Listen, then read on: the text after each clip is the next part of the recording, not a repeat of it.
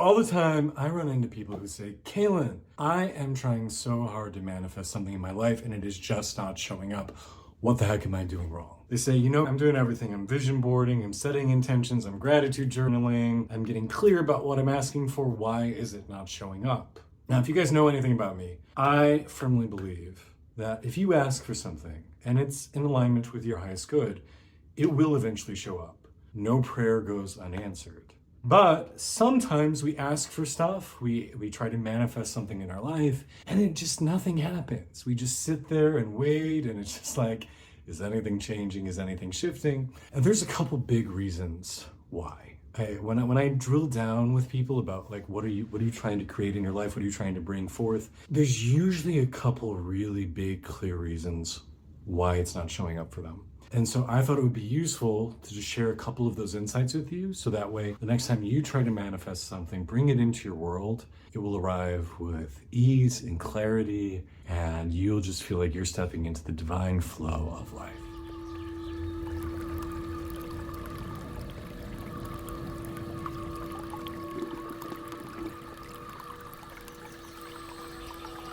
So hey everybody, if we haven't met before, I'm Kaylin, nice to meet you. So let's lay out a couple of the really big reasons why manifestation may just feel like it's not working for you, that your manifester is broken. Let's start with the one that I see most often. People think that they're really clear about what they're asking for, they're very honed in on their message, and they might be on a certain level.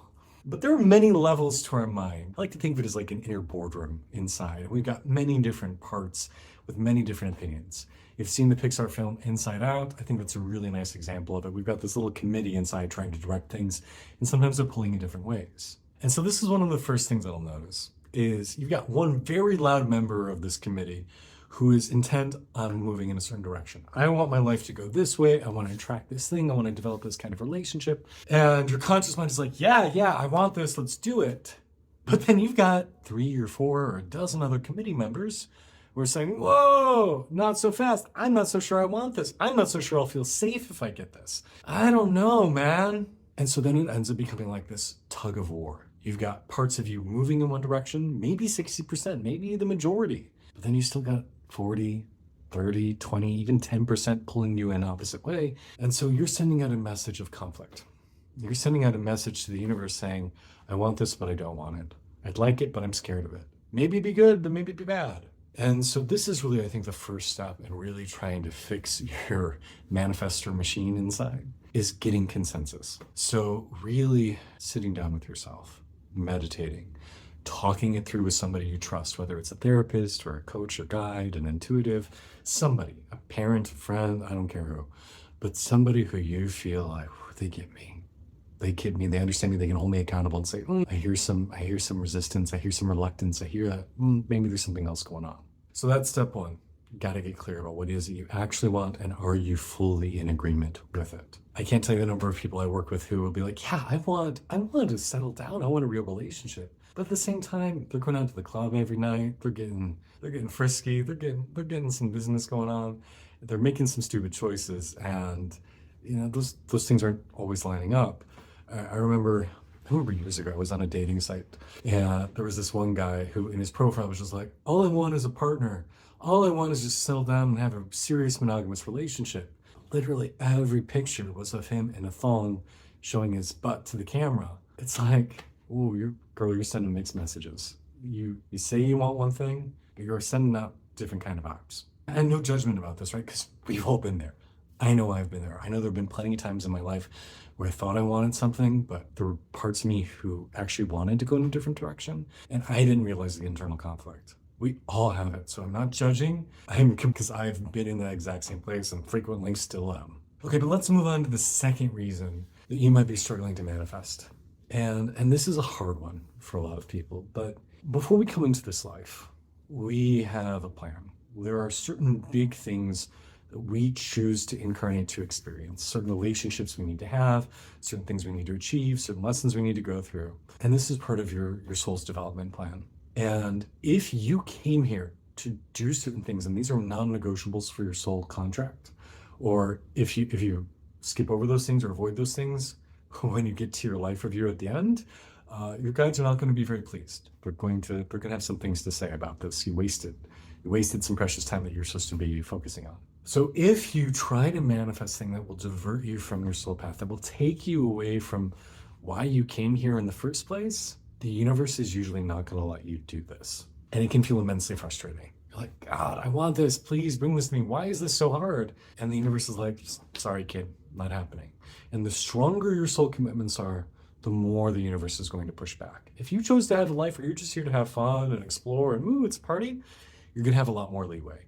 If you came here to do A, B, C, and D and you need to nail them, the universe is not going to let you do it. Now, this is something I very much relate with because when I was younger, I had my heart set on becoming a professional actor. So it's what I studied in college. I had a mentor right out of college I would go meet with 3 to 6 hours a week to work on my skills. I did a year at the Second City in Chicago in their conservatory program. Like I worked my butt off, I hustled, and it didn't really matter how much I worked or how clear I was getting in my intention setting. I just felt like I was running into wall after wall after wall. I remember thinking, why is this so hard? I'm usually really good at manifesting things in my life, but this, it just feels like I'm never clicking into gear. It's just so damn hard. What I now realize is the younger version of me knew that there was an element of my life path that was about sharing light. And when you're a little kid, you look on the TV or the movie screen and you think, oh, being a celebrity, that's how you shine in the world. And no. My sole agreement to come here was to be a guiding light for maybe a couple people's personal development, to help them on their soulful journey, to help them evolve in the way they need to. And that wasn't being a celebrity. It wasn't being a star in that sense. It was about cultivating my internal light. But to my younger mind, it made sense. Go be a celebrity. Go be an actor. And it checked a lot of boxes for other things in my life too. My insecurity, my seeking validation, wanting to feel good enough, wanting to feel loved. Like it checked a lot of boxes. I didn't want to be me. Let me go play a character. Let me go be somebody else. But the universe wouldn't let me do it. Had I gotten the career that I thought I wanted, not only would I not be here, would I not be doing this and posting YouTube videos and doing all this kind of coaching work, guiding work, but I'm pretty damn sure I would have been miserable. Had I gotten the life I wanted, there would have been something feeling very wrong. Because when I left that path, and incidentally, when it was time I made the decision I'm going to leave acting, it was like the doors open. Like suddenly I was booking stuff right and left and was like, oh, why wasn't this here 5 years ago, 10 years ago? But once I decided to leave and move in the direction of my soulful work, I just kept getting affirmation after affirmation from the universe saying, yes, this is what you're meant to do. Suddenly things flowed and felt easy and felt right and felt good. It was an amazing change because I was stepping into my purpose. I was stepping into flow. And though I'm very good at bringing things into my life, if it's something that's going to pull me away from the people I came here to serve, my own soul's development, all the things I signed up for, the universe is going to say, not that door, not now, not that. And that can be really hard for people to hear because we get our mind set on stuff. We get our mind fixated on something saying, no, I'm going to get that. I'm going to achieve that. I'm going to do it. And if the universe keeps telling you, no, it doesn't necessarily mean you need more tenacity or more grit or need to try harder. It may just mean that you actually aren't meant to go that direction. And that can be really frustrating for people. So here's what we do is when we try to manifest something, we just simply state, only if it is for my highest good and for everybody who's supposed to be in my circle. And if it's not for me, then please make that clear. And that allows us to live with a little more grace, a little more ease. I would encourage you to start to speak to your soul, speak to your own heart, talk to your spirit guides and ask, hey, I think I want this thing. Is this for me? And then watch what shows up. Watch the people who drop a piece of information in an overheard conversation. Watch that book that jumps out at you on Amazon or someone leaves on a table nearby. Notice that email you get out of the blue because they're going to give you some information that you were not anticipating. And if you can get into divine flow, if you can step into your life's purpose, I promise the manifestation will happen. I watched this with a client who thought he really wanted to succeed in the corporate world. And, he was just miserable. He was not thriving. And then through our work together, he started to realize, actually, I feel called to explore more with plant medicine. I've been having some really great experiences with psilocybin mushrooms. And he decided that he wanted to end up going back to school and is now pursuing a degree in psychiatry and Western medicine with a strong emphasis on entheogenic substances, psychedelic substances for healing and wellness. So him stepping out of the thing he thought he was supposed to do ended up making him so much more happier and more fulfilled, and he finally feels aligned with his purpose. Another reason something might not be showing up is just simply timing. Now, you can ask for something to arrive, and it will come, but it doesn't always come in the way you think, and it doesn't always come in the timeline that you think. So your agenda of when it should happen and when it should arrive may not be matching the universe's. And so maybe you just need to pause, relax a little bit, find a little bit of greater ease, and allow it to manifest in its own time. And this also ties into the next thing, which is how much force are you using? One of the laws of physics is for every action, there is an opposite and equal reaction. So if you really desire something, if you want it and you're trying to make it happen, you're just going to muscle into it, you're generating a lot of reciprocal force. I often use the metaphor of a belly flopper. Someone jumps off of a high board, belly flops into a pool of water, and it feels like they slammed into concrete because they're using a lot of force against that water. But a skilled diver who goes in hydrodynamically, there's very little resistance force. There might not even be a splash if they do it well enough. And so if you can have a lot more ease in your life, if you can say, yeah, I'd like this thing, but you know what? I'm totally cool. I'm just going to let it go. If it happens, it happens. If it doesn't, it doesn't. I'm going to be confident that whatever happens, I'm going to be living in my highest timeline, living my best life. People who can live that way, their life becomes magical because there's no reciprocal force. The more tension you carry and you're wanting, you're desiring, you're coveting, the more the universe is going to push back. The more ease you live with, the more flow you're going to find. Speaking of relationships, I think we see this all the time with somebody who's like, I really need a partner. I really need a partner. And every date they go on, their potential partners feel their desperation. It's like, woof. It's like a smell is coming off of them. Like, girl, calm down. Calm down. And when somebody's just like, you know what? I'm open to a partner. I'm open to love, but I'm not going to try too hard for it. That's usually when people show up. I mean, that's what happened for me. I was getting fed up with dating, and he's like, you know what? I'm just going to leave a dating profile up online. If someone messages me, great. I'm not going to proactively reach out to anybody. And after having that for a few weeks, I met the person who is now my spouse. And 10 years later, I am still madly in love. And having that lack of desire ended up allowing that to happen. And this seems very common to our culture because I believe we still hear the message of those who want it most will get it. I remember from the 80s, there was that movie Fame, which was focusing on a fine arts school.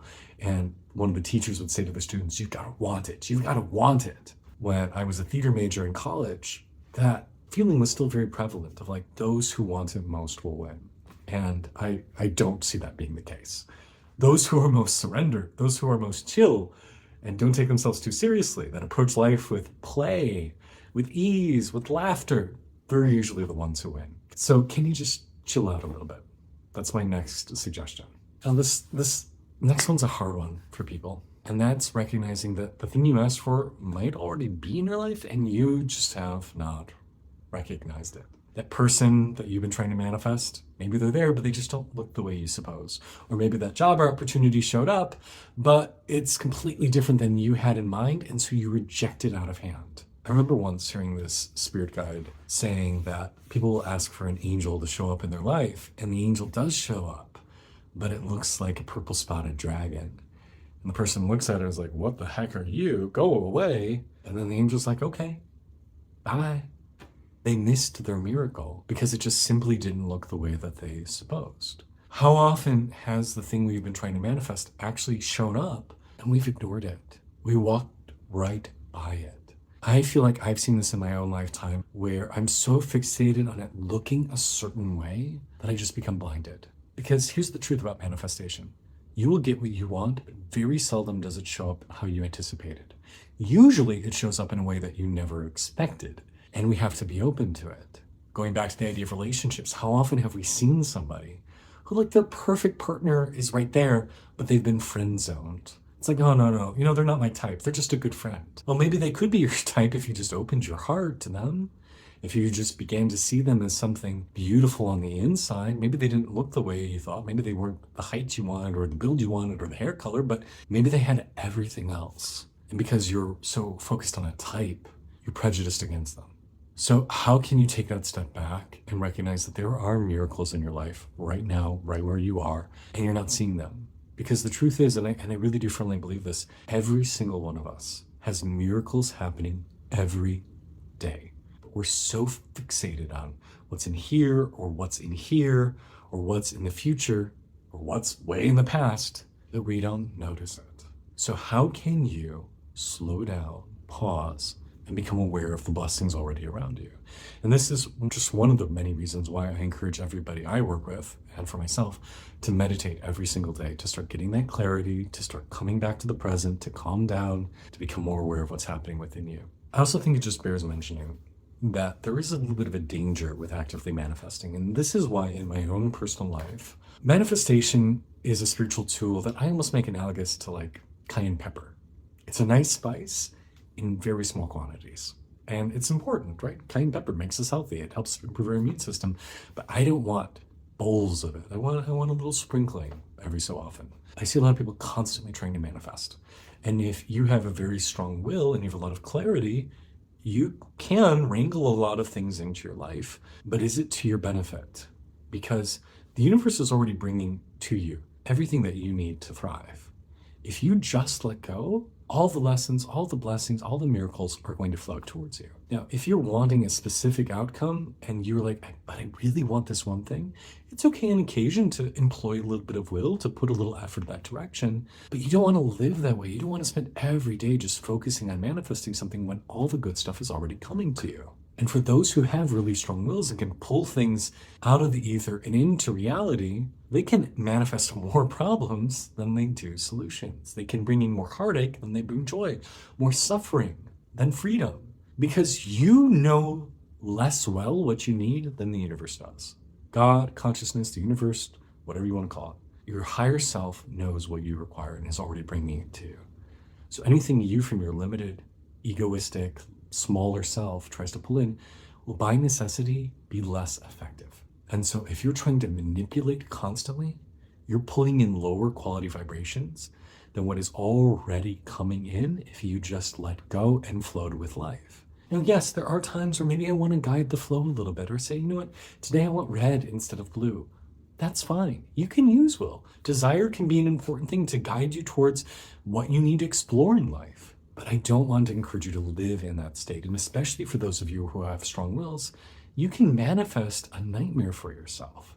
So can you just learn to live in a state of what's called surrender, a deep state of letting go and trusting that the best things are already on their way for you? So hopefully I've given you some very practical tools to relate to your manifestation abilities, because I think we should all have a wonderful life. We are all deserving of having a life that is ecstatic, joyful, exuberant, filled with play, filled with fun, filled with loved ones, filled with passion. We are all deserving of having a wonderful life. And I think you should do everything you can to manifest that life for yourself. But realize that it is your birthright to be well. It is your birthright to step into your power. And if you just accept it rather than try to make it happen, life goes so much better. If you are personally struggling with manifestation, drop in the comment what your struggle has been, and if you feel like any of these tools specifically apply to you.